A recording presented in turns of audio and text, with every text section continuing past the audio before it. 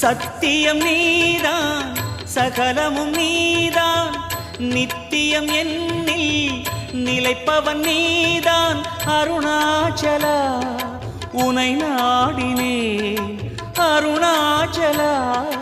உனை நாடினேன் சிவலீலை செய்யாமல் சிறு ஏனையாட்கொள்ள சிறிதேனும் தயவோடு அருள்வாயப்பா சிறிதேனும் தயவோடு அருள்வாயப்பா